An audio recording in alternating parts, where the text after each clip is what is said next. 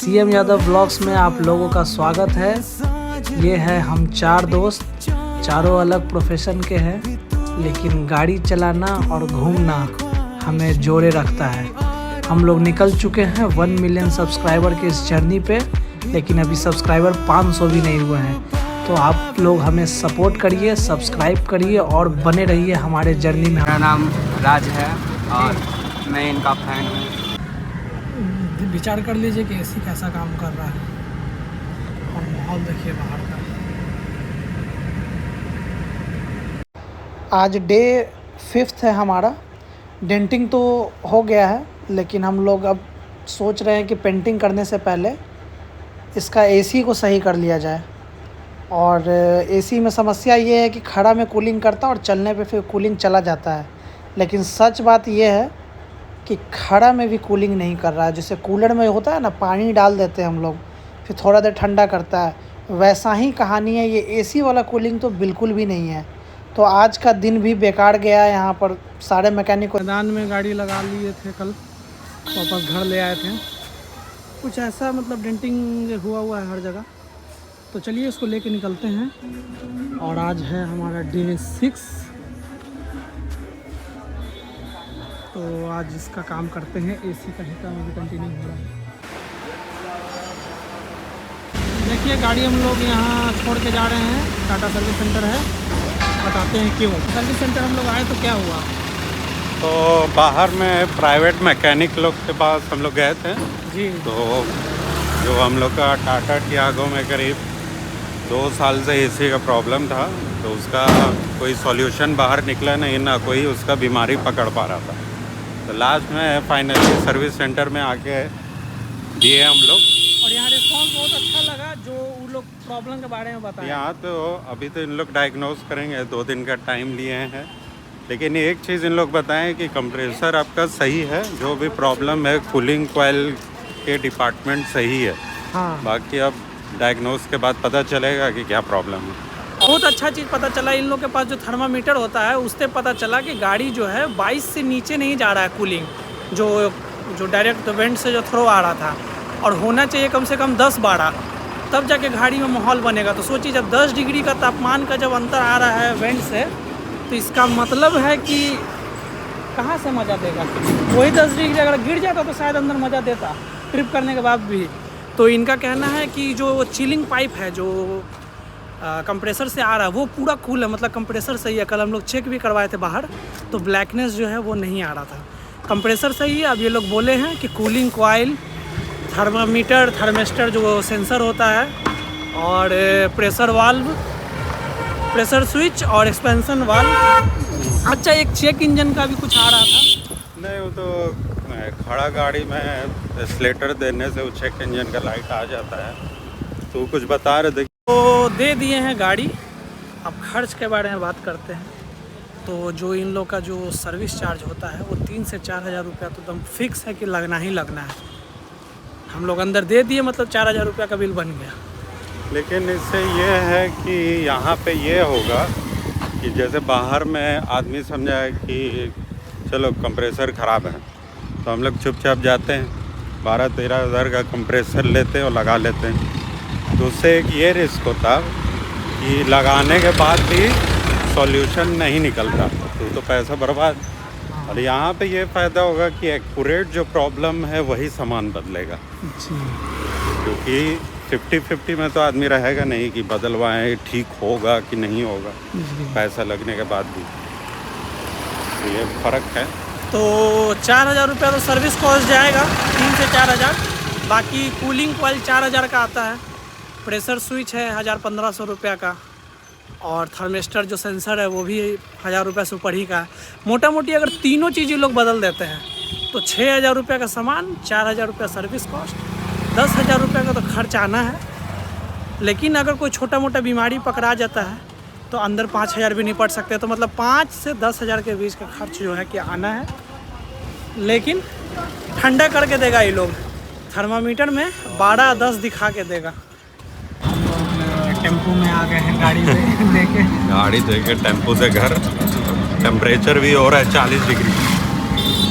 कठिन कार्य तो है ये सब जो हम लोग कर रहे हैं। सब थोड़ा सा दोस्ती सर्किल में नहीं हो पाता ये काम। ये काम है कि आपको एकदम पैदल ढीठ के तरह एकदम लगना बीमारी पड़ेगा। ढूंढना है, और जब सब कुछ हो जाएगा तब फिर घूमना फिरना तो सब लगा ही रहेगा। लेकिन अभी तो अभी हम लोग सर्विस सेंटर से लौट रहे थे तो रास्ते में एक भाई मिले, हमारे सब्सक्राइबर हैं, मतलब अभी नहीं है लेकिन अभी हो जाएंगे और आगे बने रहेंगे। इनसे हम लोग दोबारा भी मुलाकात करते रहेंगे। कहिए भाई कहाँ जा हेलो रहे हैं? गाइस, मेरा नाम राज है और मैं इनका फैन हूँ। बहुत दिन बाद भैया मिले, तो आप कहाँ देखकर जा रहे हैं खुशी। इतना गर्मी में? पढ़ने जा रहे थे भैया, कौन क्लास में पढ़ रहे हैं? क्लास 10 अच्छा, और मैट्रिक का एग्ज़ाम कब है? 2026। अच्छा, अगला साल है। ठीक है, बढ़िया से पढ़िए, ब्लॉग में एकदम बने रहिए और हम लोग दोबारा जरूर भेंट करेंगे। कमेंट कीजिएगा ना, इंस्टाग्राम से जुड़ के भेंट करेंगे। ठीक है भाई।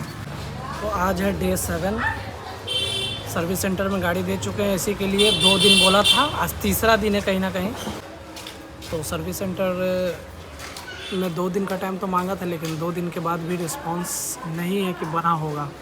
कल बात किए थे तो एक दिन तो बस वैसे ही खाली चला गया, दूसरा दिन बोला है कि शाम में डैशबोर्ड खुल गया। आज तीसरा दिन है सर्विस सेंटर में दिए हुए, तो चल के देखते हैं वहाँ पे कि बना है या नहीं बना है या कहाँ तक प्रोग्रेस है। तो फिलहाल अभी हम आए हुए हैं स्कूटी से आतिफ भाई के घर। डैशबोर्ड उतर चुका है। डैशबोर्ड उतरने के बाद ये है सिस्टम। एसी नहीं सही हो रहा है तो लास्ट में आदमी को इस लेवल पर आना पड़ा। देखिए क्या होता है। गेट भी गायब है। ये है कूलिंग कॉइल और ये है एक्सपेंशन वाल्व। तो ये खुल चुका है, इसमें समस्या है कि शायद ये खराब है। इसका फोटो खींच लो तो पास ही है पार्ट नंबर का।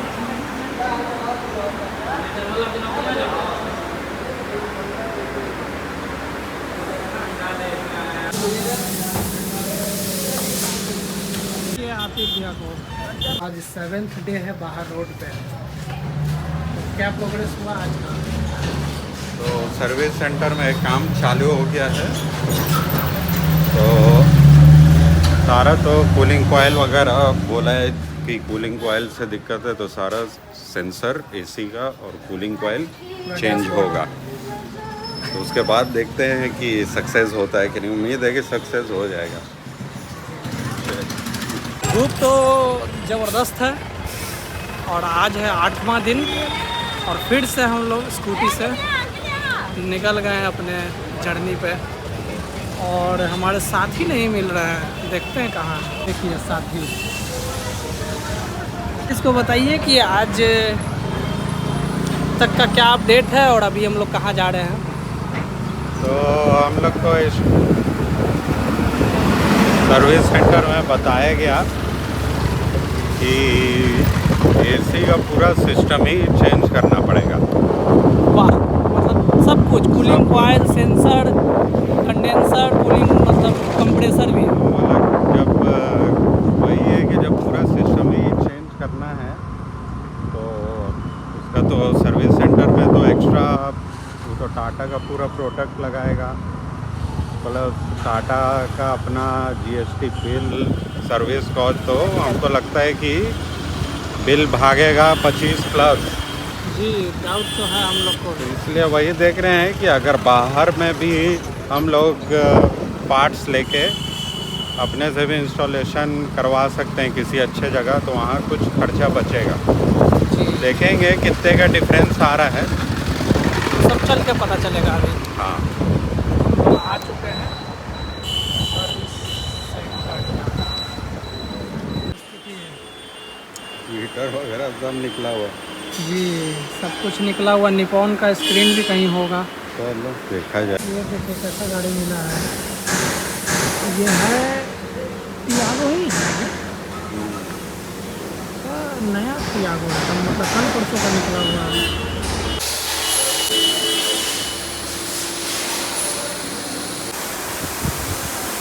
हाँ, तो फिर आप बताइए, सर्विस सेंटर से निकल रहे हैं तो क्या हुआ आज?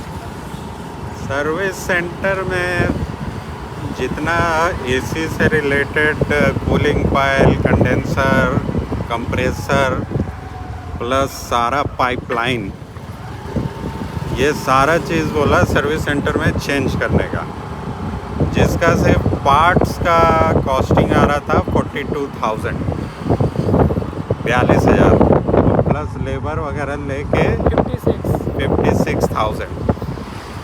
तो जब इतना बजट बढ़ ही गया तब तो हम लोग सरेंडर बोले कि ठीक है, तब आप डैशबोर्ड वगैरह सब फिट कर दीजिए, हम बाहर बनवा लेंगे। ये पूरा सिस्टम ही चेंज कराना है तो हमसे बाहर करवा लेंगे, तो सस्ते में हो जाएगा। तरफ जाते हैं, ठीक है, हम रोड पार कर रहे हैं गाइस, ये जा रहे हैं। तो आज का ब्लॉग करते हैं यहीं एंड। तो आशा करते हैं कि ब्लॉग पसंद आ रहा होगा आप लोगों को। अगर पसंद आ रहा है तो चैनल को लाइक करिए, शेयर करिए, सब्सक्राइब करिए।